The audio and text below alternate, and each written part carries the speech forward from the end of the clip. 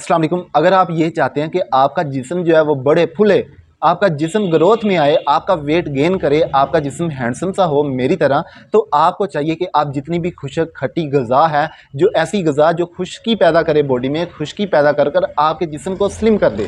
क्योंकि बेसिक वजह खुश्की ही है जो आपके जिस्म को दिन ब दिन क्लोज कर रही है, दबोच रही है, अपनी गिरफ्त में ले रही है, आपको बढ़ने फूलने नहीं दे रही।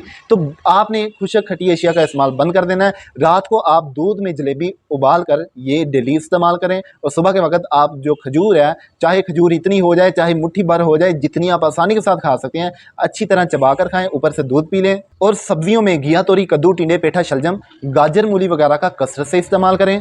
इसके अलावा दूध वाली जितनी भी चीज़ें हैं, दूध वाली सवैयाँ, फिरनी, कस्टर्ड, साबूदाना, खीर, फलूदा, बर्फ़ी, मिठाई, ये आप कसरत से इस्तेमाल करें। फिर आप मुझे बताइएगा कि आपका जिस्म ग्रोथ में आया है या नहीं आया, और मैं आपके कमेंट का ज़रूर इंतज़ार करूँगा।